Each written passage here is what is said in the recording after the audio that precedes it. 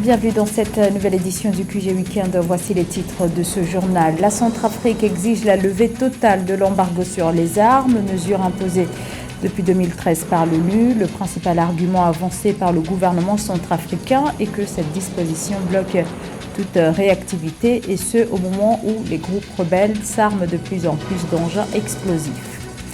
Une bourse du cacao en Afrique, l'idée est de nouveau relancée. Cette solution pourrait permettre de rééquilibrer le marché qui est encore loin de bénéficier aux producteurs africains car les cours du cacao sont fixés dans les bourses, par les bourses de Londres et New York. Coupe du monde de football 2030, plusieurs stades vont être réhabilités et d'autres construits, annonce la présidence du comité chargé de la candidature du Maroc.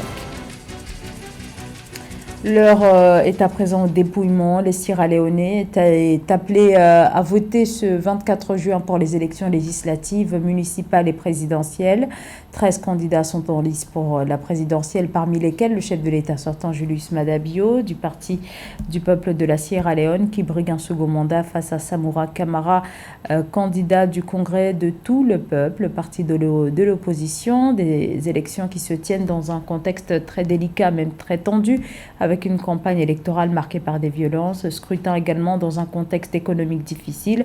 Sachez que concernant les résultats des élections, les premiers résultats devraient être annoncés au cours des prochaines heures. Les instances judiciaires sont mises au pas et appliquent des directives. Les mots de l'opposant tunisien Ahmed Nedjib Chebi, président du FSN, le Front de Salut National, au sujet du cas de Shaima Issa, l'opposante tunisienne dont la justice a ordonné ce vendredi la libération, mais qui restera finalement en détention car le parquet a rejeté la décision de libérer cette figure du Front de Salut National, principale coalition d'opposition au président de la République Kais Saied. Shaima Issa a été arrêté le 22 février dernier dans le cadre d'une enquête pour complot contre la sûreté de l'État. Le gouvernement centrafricain demande une nouvelle fois à l'ONU de lever totalement l'embargo sur les armes. Raison invoquée, les progrès sur le plan de la stabilisation du pays depuis la signature de l'accord pour la paix et la réconciliation conclue il y a 4 ans, mais aussi la nécessité pour les autorités centrafricaines de ne plus devoir notifier chaque achat d'armes alors que les groupes rebelles disposent de plus en plus d'engins explosifs. Marie-Raphaël Antelo. À l'occasion d'une revue régulière de la mission multidimensionnelle intégrée des Nations Unies pour la stabilisation en Centrafrique, tenue le 21 juin 2023, les autorités de la République centrafricaine ont réitéré leur demande de lever de l'embargo sur les armes. Selon les autorités centrafricaines, cet embargo sur les armes prive le pays de ses outils de défense pour mieux sécuriser ses populations et son territoire. Il est paradoxal que les Nations Unies laissent les rebelles en face circuler avec des armes comme ils veulent, et alors qu'ils ont reconnu les progrès de stabilité engagés par le gouvernement centrafricain, de ne pas laisser libre ce gouvernement-là afin de pouvoir certainement avancer dans son processus de stabilisation de façon dissuasive même. Si ce ne sera plus pour se battre, mais de façon dissuasive, être armé est très important. L'embargo sur les armes avait été imposé à la République centrafricaine en décembre 2013 par le Conseil de sécurité de l'ONU. Cette imposition était intervenue après le renversement du régime du président François Bozizé par une coalition de groupes armés plongeant le pays dans une guerre civile. En janvier 2020, une résolution avait été votée par le Conseil de sécurité pour un allègement de l'embargo des armes en Centrafrique. Cependant, le Conseil de sécurité avait le 29 juillet 2022 renouvelé l'embargo sur les armes imposées à la République centrafricaine jusqu'au 31 juillet 2023. Je pense qu'il est temps que le gouvernement centrafricain puisse vraiment être libre dans ses achats d'armes. À moins que son accointance avec la Russie pose problème, normalement, il faudrait laisser ce pays avoir le mouvement libre. Voilà.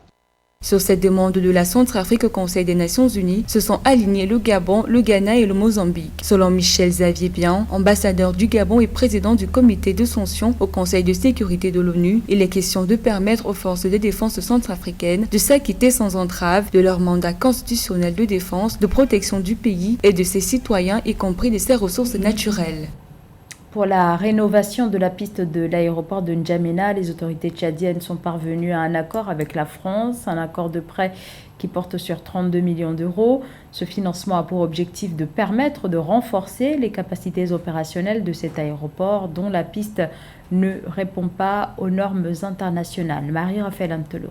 Afin de rester ouvert au monde et contrer le déséquilibre dans les rapports commerciaux internationaux, le Tchad table sur ses infrastructures de transport et surtout sur le développement de ses aéroports. À cet effet, Tahir Hamid Guilin, le ministre tchadien des Finances, a signé le 22 juin 2023 à Paris un accord relatif à un financement de 32 millions d'euros de la France pour rénover la piste de l'aéroport international de N'Djamena. Cet accord de prêt a été signé en marge du sommet pour un nouveau pacte financier mondial. Il s'agit d'un prêt consensuel constitué d'une subvention de 10 millions d'euros.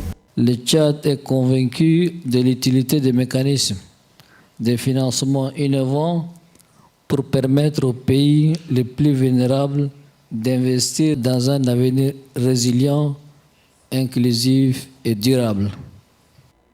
D'après les autorités tchadiennes, la remise à niveau de la piste de l'aéroport international de N'Djamena permettrait d'améliorer les services aux aéronefs, notamment la sécurité durant les manœuvres de décollage et atterrissage, ce qui devrait renforcer la confiance des compagnies aériennes et contribuer à l'augmentation du niveau de fréquentation de l'aéroport. Pour le président tchadien, développer les infrastructures du pays s'inscrit dans le registre des objectifs visés par le pays quant à l'atteinte des objectifs de développement durable.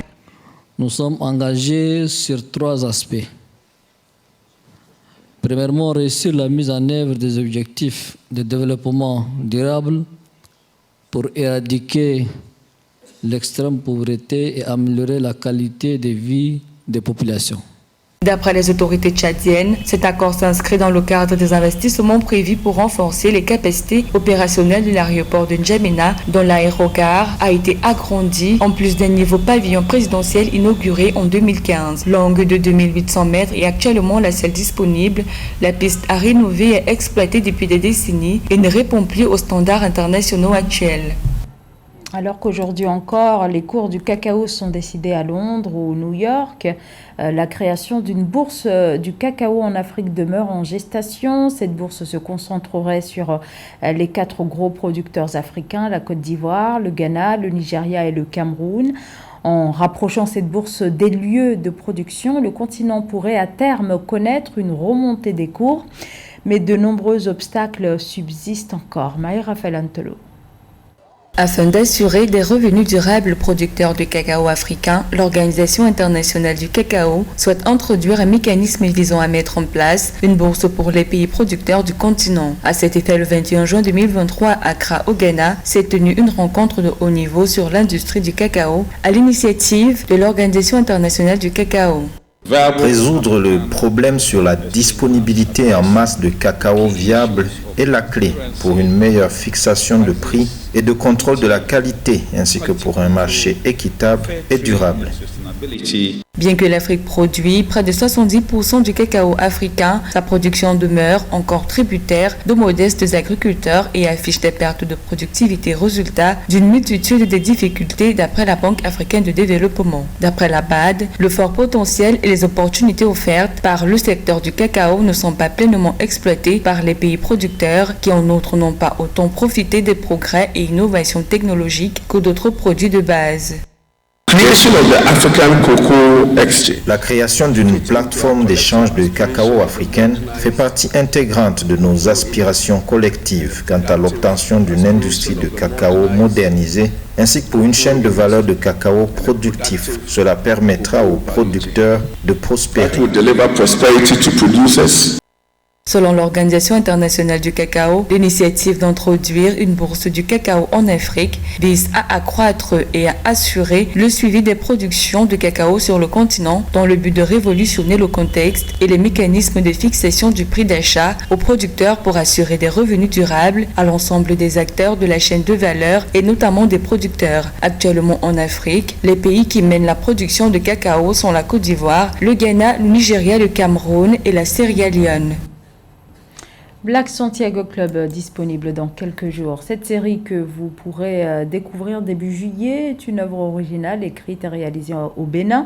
Une série dont l'histoire revient sur le mythique orchestre des années 60, le Black Santiago. Reportage à Cotonou signé Leftiounou.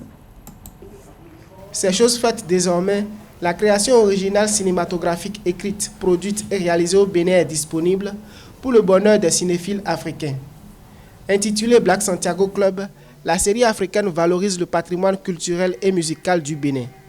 Cette œuvre cinématographique met en lumière le mythique groupe musical des années 60 fondé en 1964 par Feu Ignace de Souza à Accra.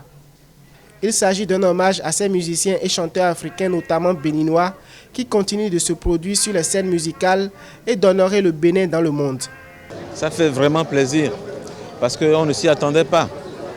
C'est pas évident de voir un groupe béninois, surtout un vieil orchestre béninois, haussé à ce niveau. On est très content d'être là aujourd'hui et je pense que les réactions, en tout cas les premières réactions sont très très très bonnes. Donc on a hâte de voir la suite des épisodes de cette belle série.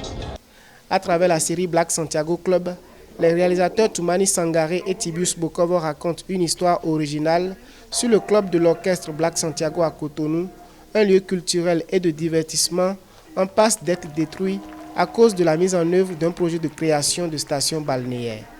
Les gens ont pris le temps, on a fait des lectures de scénarios pour qu'ils comprennent leur rôle. On a eu le temps aussi pour certains rôles principaux de faire des ateliers avant de commencer les tournages. Donc après, quand on a commencé, finalement, ça s'est fait très simplement. Quand j'étais dans la salle, je me suis dit, ok, on peut aussi faire des productions comme ça à un niveau professionnel qui peuvent se vendre à l'international. Donc j'étais fier, bien évidemment, sur un point de vue individuel d'en faire partie. Mais j'étais vraiment surtout fier pour mon pays, en fait, de me dire, voilà, on a enfin cette production dont on peut parler. Il a fallu plus de 2 ans pour réaliser cette œuvre cinématographique. Entre autres, il y a eu plusieurs mois de casting afin de trouver des perles rares comédiens. Des ateliers ont été effectués avant le démarrage du tournage. Cette fiction promeut de jeunes comédiens dans différentes postures qui s'expriment à travers des émotions de peur, de joie et la tristesse. A noter que le metteur en scène Dean Aloubine, fondateur de l'EITB, École internationale de théâtre du Bénin, a assuré l'un des rôles principaux de la série par le biais du personnage Antoine Le Bouclier.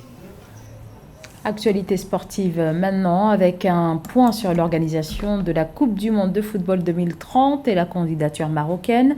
La présidence du comité chargé de la candidature du Royaume s'est exprimée cette semaine, notamment sur la question des infrastructures sportives.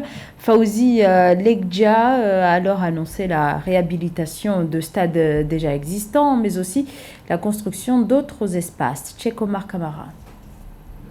La première réunion de la commission chargée de la candidature du Maroc à la Coupe du Monde 2030 avec l'Espagne et le Portugal s'est tenue le 22 juin 2023 à l'effet d'examiner les chantiers à aborder prochainement, selon le responsable marocain à Rabat. La conférence a été consacrée à l'examen des grands axes de la candidature commune avec l'Espagne et le Portugal dans un avenir proche, dans le but de mettre en œuvre un projet novateur et d'incarner un rêve longtemps caressé par le peuple marocain.